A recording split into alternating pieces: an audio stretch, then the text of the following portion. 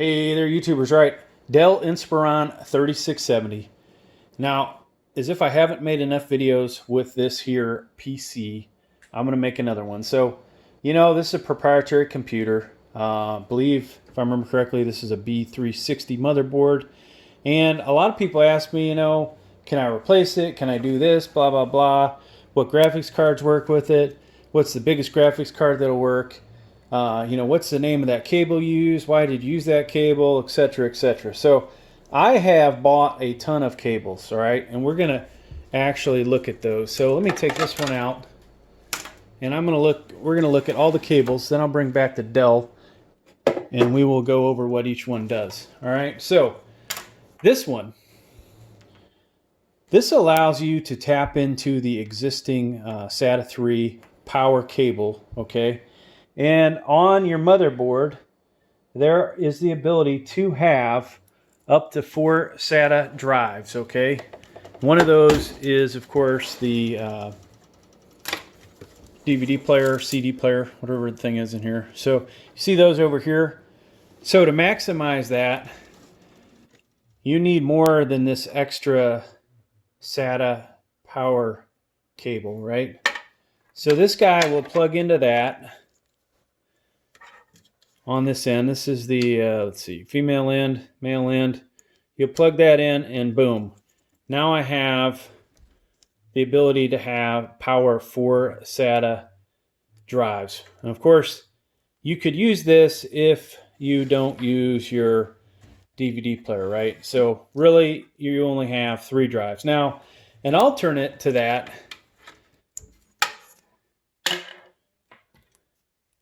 is this guy. This is a Mini 6 to 2 SATAs. And this is actually probably the perfect cable. I think somebody noted one time, hey, you have an extra Mini 6 in there. I said, oh, I do, don't I? So this plugs in here, folks, and now I can power 2 more hard drives or SATA solid state drives. So 2.5-inch HDD, 2.5-inch solid state, or 3.5-inch HDD. So that's the purpose of this guy. Now I'm going to leave this in here because we're going to need it in a second. All right, what else have I done? So if you've seen the channel, I've put graphics cards in here. And this is limited. I think you can get at most a 10 to 10.5-inch graphics card in here, okay? Now there's not a lot of good airflow in here, so it's really terrible for that. And there's different ways you can add a graphics card to this. All right, one is to just buy something like the Zotac GTX 750. It's pretty weak, but it is stronger than the integrated graphics. All right, you can find something like this on eBay dirt cheap. It will improve the performance. Top of the line for not having to mess with any cables or your power supply would be this GTX 1650. This is made by PNY. This is the XLR8.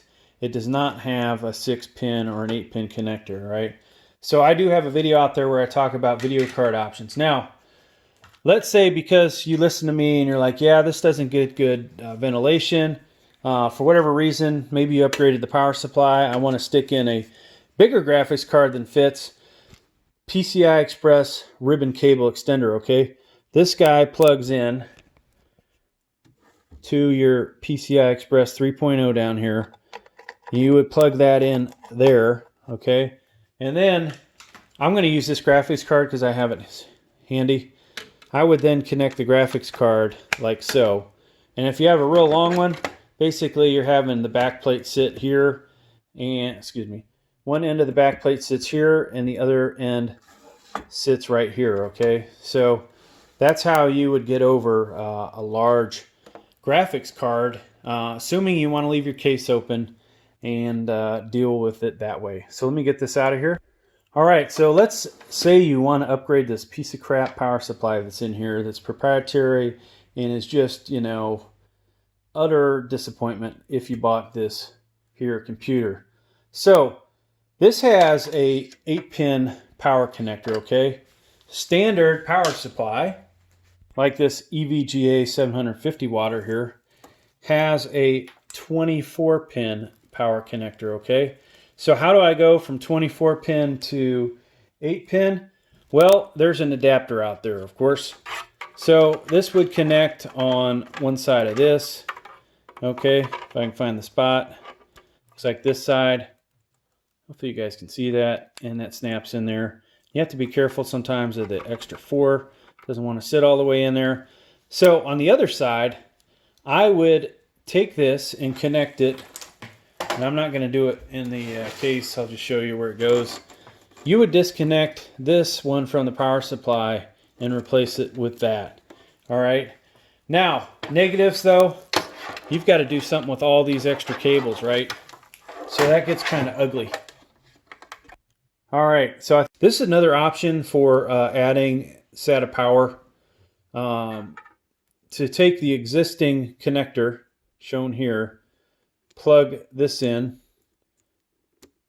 You have one existing hard drive. If you wanted to add an additional hard drive or solid state SATA, you could use something like this, okay? That is another option, and that's something I've done on the channel. Now, for those of you that are living dangerously, there is this cable, SATA power to 6 pin, okay? Now, I do not recommend using this one. I have used it.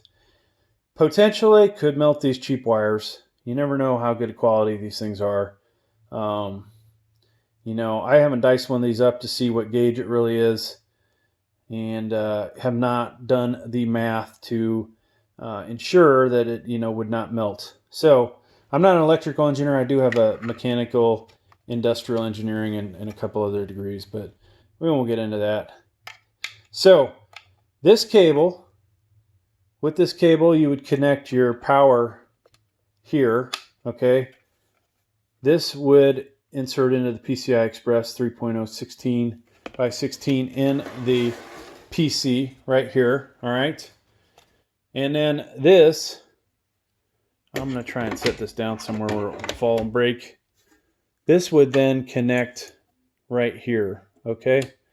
So yours truly has powered this up just like that, all right?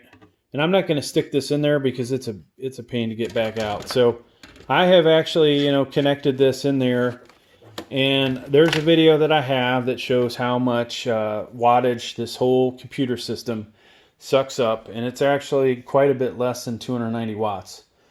Now, can I say without a doubt that the graphics card was maximized to the point where whatever the max power this could draw was actually used? No, I cannot. Obviously, 75 and 75 watts, you know, is 150. Plus whatever you get from here. If the CPU is really cranking, you should get, you know, 65 watts.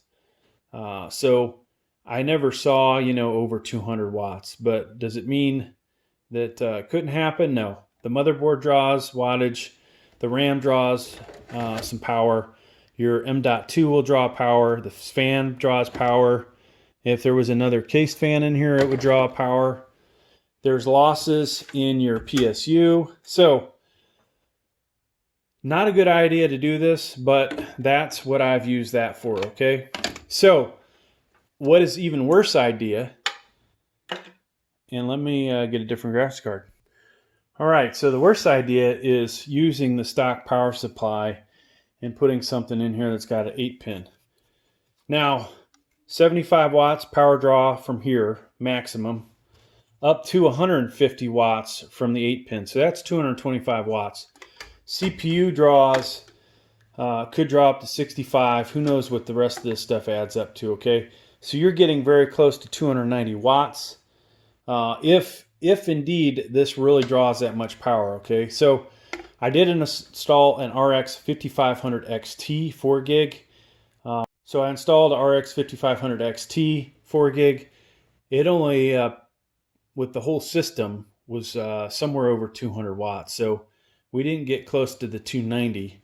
Now that's at the what it's pulling from the plug, okay? So 290 watt, if we got up to 290 watts or higher, this thing's going to reset most likely, okay?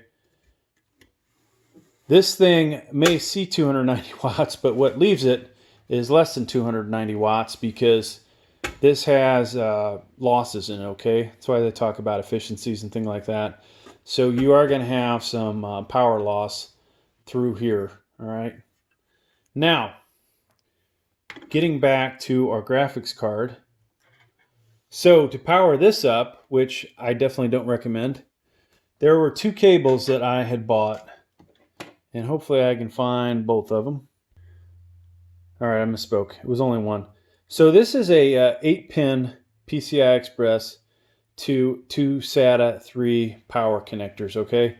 So let's look at our case. Now, with the existing SATA 3 power connector, we only have enough power for one side of this, right? And that's not going to get it done.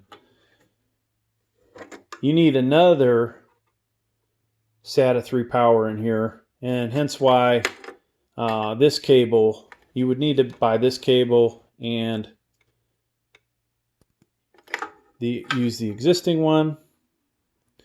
Now, you potentially could put this on one cable, but I would be more concerned about issues with, you know, I don't know, potentially things melting, wires melting, fires, who knows, okay?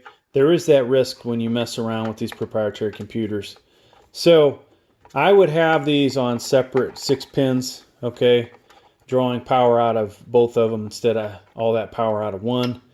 Now, what you have to be really careful with, if you're going to do something stupid like this, like I did, you want to find a card that is a really low wattage 8-pin, okay? This is a RX 470. I didn't try this one out, but I brought it out for an example. So that would be the only, you know, thing. I do have a video that you'll see eventually where I did try out an 8-pin in here using the stock power supply. And I'll tell you, I got up to 280 some watts and it did not reboot. And that was playing, I think it was either doing a benchmark. Yeah, it was during a benchmark. Yeah, I think it hit 280. And after that, I just said, you know what? Time to shut it down. I never even got to try out a game with it. So that's, you know, those are the things you could come across. Now, there's most likely a graphics card out there with an 8-pin that draws more power than the one I had. And therefore, you know, this computer would reboot or something worse would happen. So there you go, folks. That is all the cables I have used for the Dell Inspiron 3670 and what I used them for. Now, I'm going to pull this out. You probably will never see me use these again, okay? I've got enough computers. I don't need to be screwing around with those, but I did want to see, hey, will it work? How, you know, safe is it? I still couldn't tell you because, you know, even though the cables didn't melt, I still don't know that it's a good idea, all right? And from that point, hey, thanks for checking out the video. Please like, please subscribe. Thank you.